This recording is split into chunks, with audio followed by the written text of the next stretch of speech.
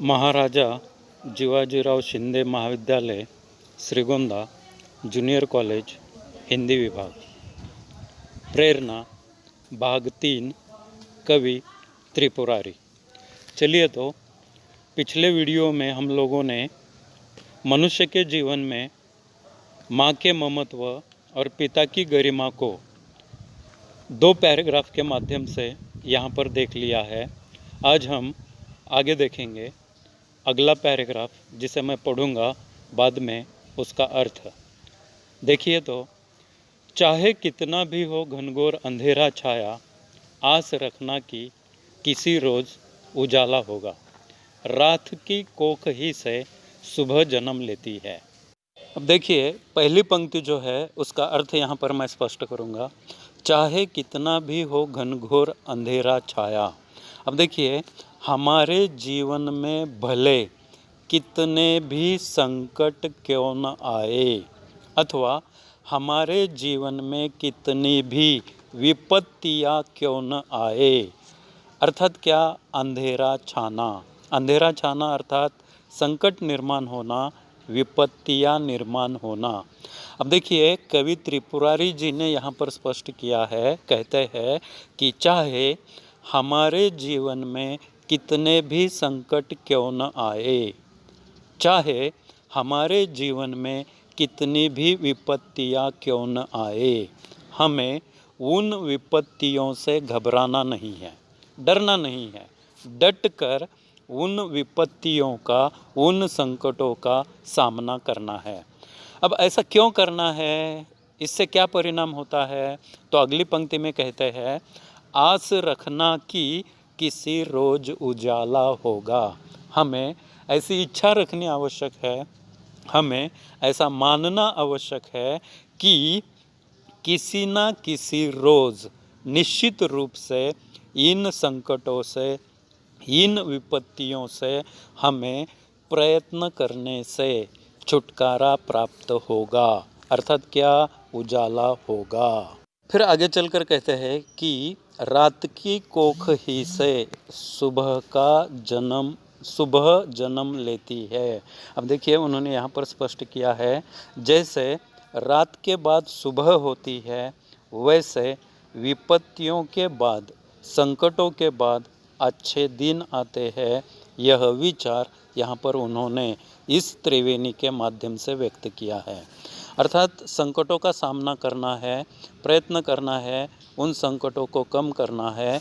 क्योंकि रात के बाद सुबह वहाँ पर आ जाती है। आ गया समझ में? ठीक है, अगला पैराग्राफ देखेंगे। देखिए, कर्ज लेकर उम्र के लम्हों से बो दिए मैंने बीज हसरत के, पास थे कुछ जमी ख्यालों की।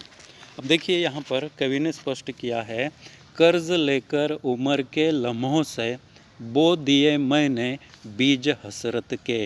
अब यहाँ पर वे स्पष्ट करते हैं, कहते हैं कि अरमानों और आकांक्षाओं को पूरा करने के लिए प्रयास करने की, प्रयत्न करने की कोई निश्चित उम्र नहीं होती है।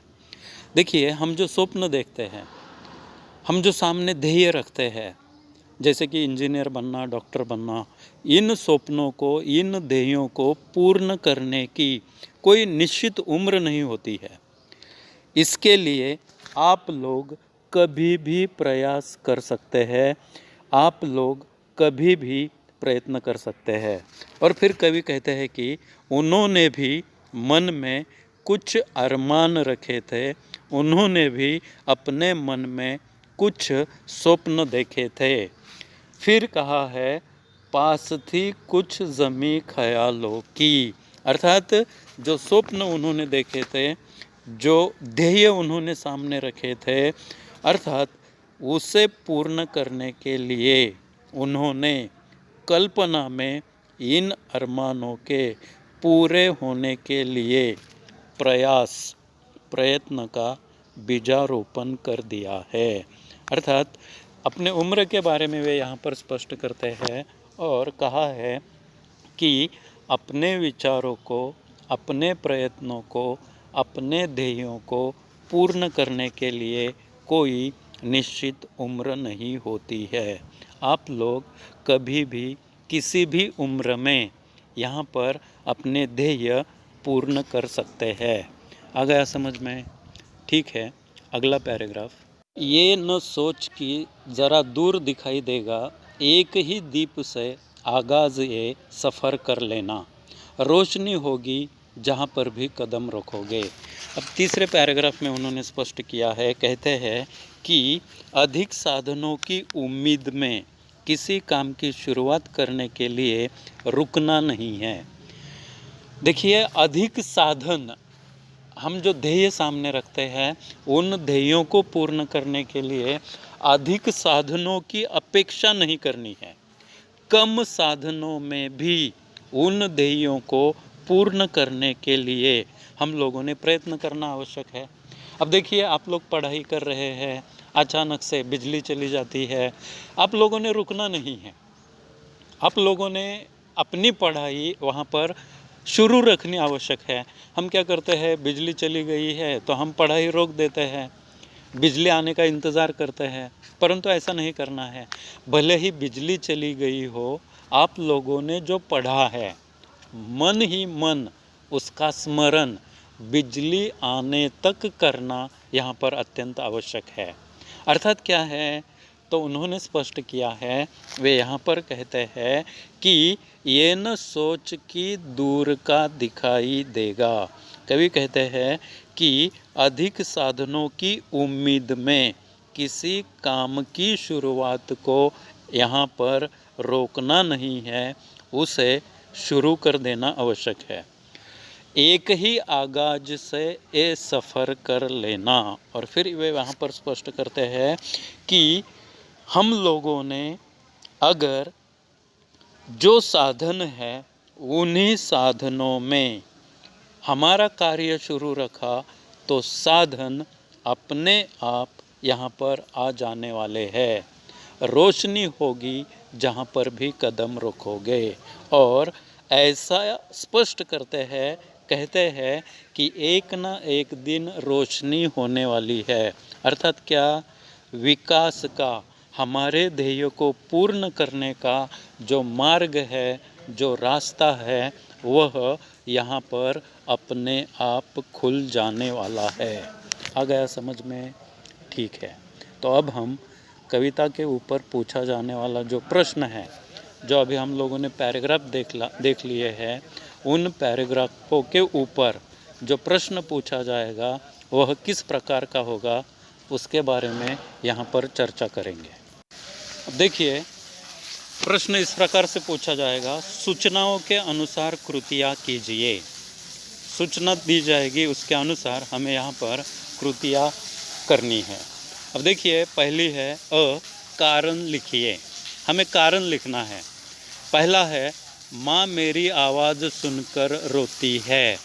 अब इसका कारण क्या है, तो पहले पैराग्राफ में हम लोगों ने देख लिया है कि कारण लेखक की फ़ोन पर जब उनकी माँ से बातचीत होती है, लेखक की फ़ोन पर जब उनकी माँ से बातचीत होती है तो उनकी माँ उनका आवाज़ सुनकर रोती है।